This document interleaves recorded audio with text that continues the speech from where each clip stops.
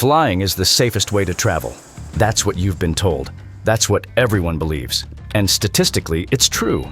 But let me tell you, this is only if you fly over the right parts of the world. Because there are places, huge regions, where flying is actively avoided. And one of them is so dangerous, pilots call it the place you never want to be if something goes wrong. It's called the Tibetan Plateau. And in this video, you will understand why flying is not always safe. Welcome to the Black Sheep channel. They lied to you, and it's time to wake up. The place no plane wants to be. At over 4,500 meters above sea level, the Tibetan Plateau is the highest and largest plateau on Earth. It stretches across multiple countries, but most of it lies within China. It's so vast and elevated that it's been nicknamed the roof of the world. But for aviation, it's a no-fly zone. Not officially banned, but unofficially avoided by almost every airline in the world. Why? Because if your plane has an emergency here, you can't land, you can't breathe, and you can't survive. Why it's so dangerous to fly over Tibet? 1. No emergency airports. There are virtually no safe landing strips in case of an engine failure.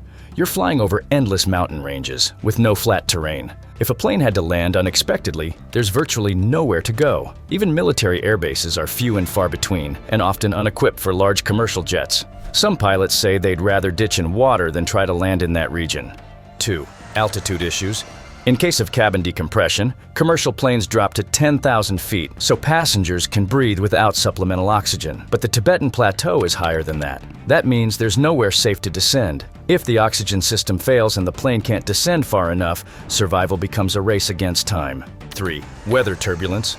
Tibet's airspace is known for powerful turbulence, unpredictable jet streams, and fast-forming storms. The high elevation creates unique atmospheric conditions that make turbulence more intense and weather systems more volatile. These are the kinds of challenges that even experienced pilots prefer to avoid when possible. 4. Navigation limitations. Magnetic interference from the surrounding mountains can affect compasses and other instruments. Radar coverage in the region can be sparse or limited, making air traffic control and communication more difficult during critical phases of flight.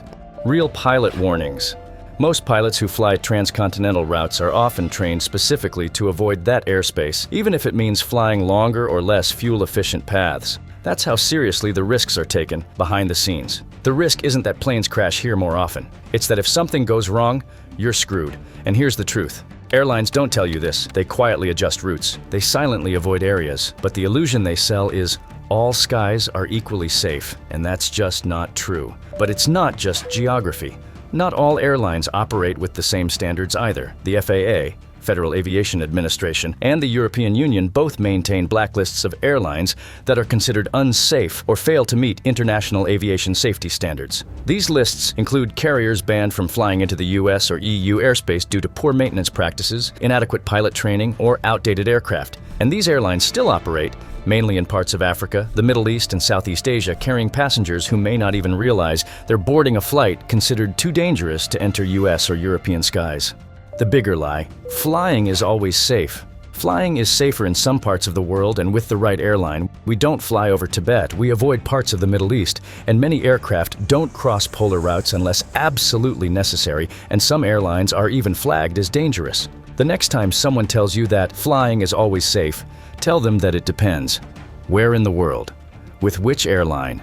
If this video has made you question everything you've been told about aviation, the book Skyfaring by Mark Van Honacker is of interest to you. A former Boeing 747 pilot reveals what really happens behind the cockpit door. From forgotten air routes to pilot fears. Get your copy by clicking on the link in the description and first comment of the video. This is the Black Sheep channel. We question and help you to create an independence of thought in finance, nutrition, current affairs, technology, and myths most commonly held by the majority of people.